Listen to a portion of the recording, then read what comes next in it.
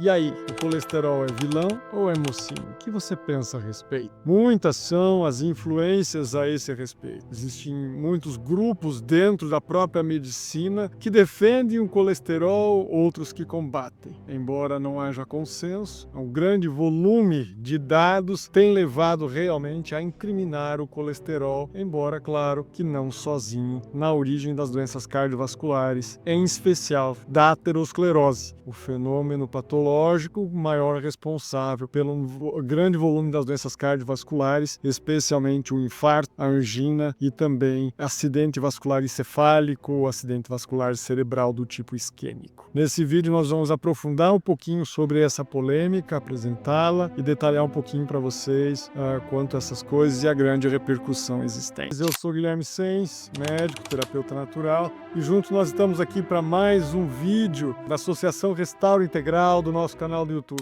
O debate sobre o colesterol e seu papel nas doenças cardiovasculares tem raízes profundas na literatura médica. Durante décadas, o colesterol e particularmente o LDL, que é a lipoproteína de baixa densidade, foi considerado um dos principais vilões na patogênese, ou seja, na origem da doença aterosclerose. Ao longo dos tempos, estudos epidemiológicos como o estudo de Framingham reforçaram a associação entre os níveis elevados de LDL e o risco cardiovascular. Entretanto, com o avanço das pesquisas, surgiram dados sugerindo que a simples avaliação do colesterol não captura toda a complexidade dos processos inflamatórios e metabólicos envolvidos, levando alguns especialistas a questionarem se o colesterol teria, em determinadas condições, funções benéficas ou até mesmo neutras. Vamos entender um pouco o desenvolvimento dessa polêmica. Inicialmente, as evidências apontavam para uma relação direta entre os altos níveis de colesterol e a formação de placas de aterosclerose. Com o surgimento de novos métodos de análise e a compreensão dos diferentes subtipos das partículas lipídicas, a questão se expandiu, destacando-se a diferença entre LDL, os pequenos e densos e mais aterogênicos, e o LDL para maiores e menos densos. Adicionalmente, a função protetora do HDL, que é a lipoproteína de alta densidade, é frequentemente citada,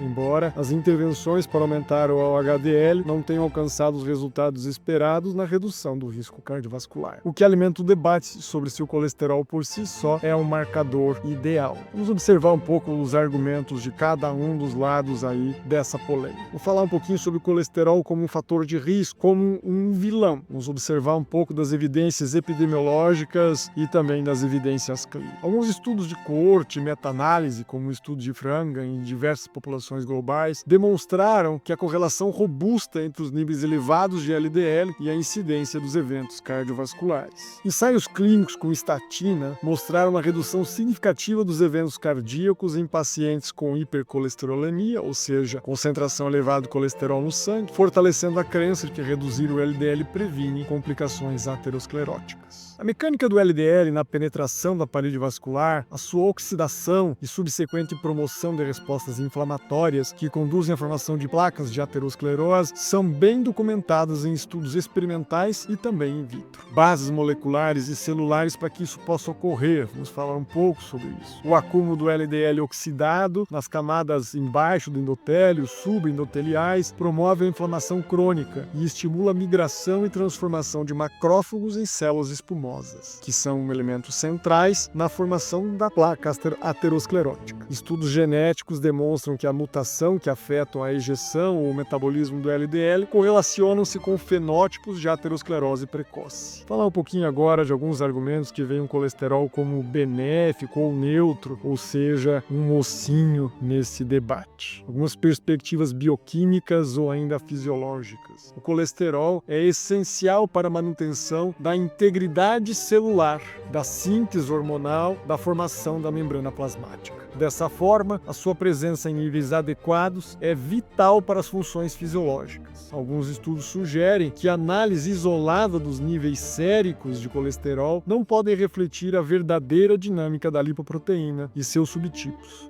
levando a avaliações equivocadas quanto ao risco. Então, começou-se a pautar uma reavaliação do papel do HDL. O HDL não é apenas um limpador de colesterol, mas também tem propriedades anti-inflamatórias, antioxidantes e de proteção endotelial. O endotélio, aquela primeira camada mais interna dos vasos sanguíneos que tem um íntimo contato com o sangue. Em certos contextos, altos níveis de HDL podem mitigar os efeitos deletérios prejudiciais do LDL. Embora intervenções para aumentar a HDL não tenham atingido o mesmo sucesso que a redução do LDL, até porque muitos indivíduos são sedentários, não desenvolvem aí a atividade física necessária. Algumas pesquisas emergentes sugerem que a aterosclerose ela é um processo multifatorial, com muitas causas, envolvendo não somente o colesterol, mas também fatores metabólicos, genéticos e ambientais. Dessa forma, alguns defendem que concentrar a atenção exclusivamente no colesterol pode ser uma forma simplista e redutora e não tão eficaz. Pensar um pouco nas implicações de cada teoria. Vamos começar com as implicações clássicas, mais aceitas, que é a do colesterol como vilão. O uso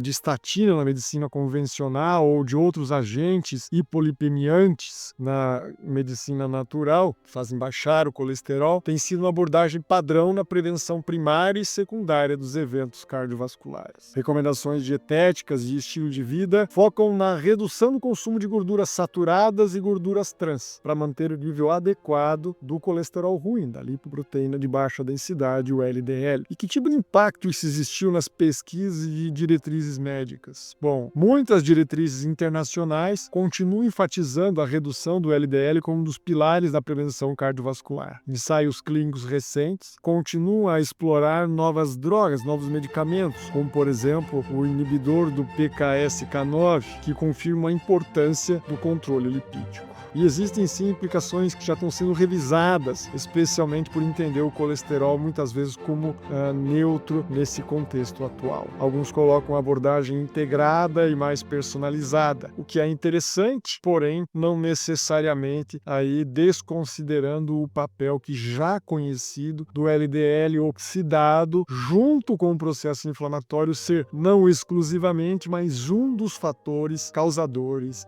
da aterosclerose. Ao considerar o perfil inflamatório e metabólico do paciente, pode levar a uma abordagem bem mais integral na avaliação do risco cardiovascular. E a ênfase na qualidade e no tamanho das partículas lipídicas, ao invés da mera concentração quantificada de colesterol, pode permitir terapias também mais segmentadas. Dessa forma, há um impacto bem mais real, tanto na prevenção como no tratamento, exigindo novas estratégias terapêuticas que podem integrar agentes anti-inflamatórios e moduladores do metabolismo lipídico em conjunto com as terapias tradicionais. A discussão sobre a eficácia do aumento seletivo da HDL e as intervenções dietéticas personalizadas abre um espaço para uma visão mais equilibrada, então, do papel do colesterol. Vamos conversar um pouquinho sobre as repercussões e os debates atuais. Falando um pouquinho da influência dessa controvérsia nas diretrizes médicas. O debate tem influenciado discussões em sociedades médicas e em conselhos de cardiologia, onde algumas diretrizes propõem a inclusão de marcadores inflamatórios, como a proteína C reativa, a dosagem da homocisteína e outros, bem como exames de imagem para melhor estratificação de risco, especialmente ali a dosagem dos índices de cálcio nas artérias,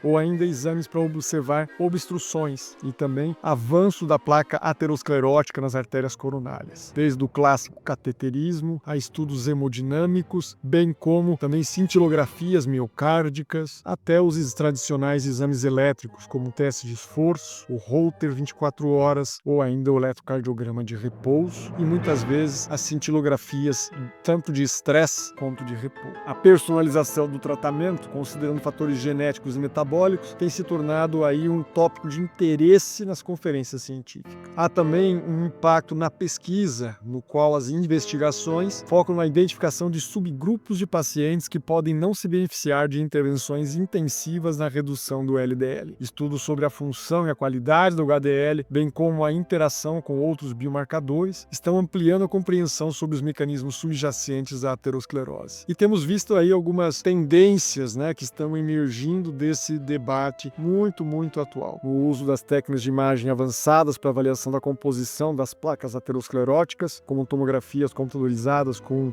ali um score de cálcio coronariano, tem ajudado na identificação dos indivíduos de maior risco. O avanço à parte da genética, na medicina personalizada, podem redefinir abordagens sobre o manejo do colesterol, deslocando então o paradigma atual, não apenas focando no colesterol, mas ampliando também para outras práticas. Em síntese, a controvérsia sobre o colesterol ser vilão ou ser mocinho, ele reflete a complexidade intrínseca do metabolismo lipídico e a sua interação com diversos processos patológicos, como a inflamação crônica e a resposta imunológica. Enquanto as evidências históricas e os resultados de intervenções farmacológicas reforçam a importância do controle do LDL, as novas abordagens sugerem que uma compreensão mais estratégica e personalizada do risco cardiovascular podem levar a intervenções que vão além da simples redução dos níveis de colesterol. A discussão atual é um convite para repensar as estratégias terapêuticas, integrando avaliações mais refinadas do perfil lipídico, os biomarcadores inflamatórios e os fatores genéticos, visando tratamentos mais eficazes e individualizados. Desta forma, essa breve análise que fizemos serve como base, então, para aí uma reflexão mais aprofundada, onde cada argumento pode ser explorado com dados e referências mais atualizadas, promovendo então aí uma nossa colaboração para um debate mais enriquecedor sobre o manejo do colesterol nas doenças cardiovasculares. Que Deus nos abençoe e que possamos realmente em breve entender que o estilo de vida saudável vai conseguir ter todos os itens de uma forma mais ampla e ainda que seja necessário possibilitar aí tratamentos complementares, primeiramente naturais, mas também algumas vezes os convencionais, para se ter o verdadeiro resultado da prevenção de doenças, da promoção de saúde. Deus abençoe e nos conduza realmente cada vez mais próximos à verdade, mais próximos dele, mais próximos do cuidado que temos que ter com os nossos pacientes. Um abraço e até a próxima.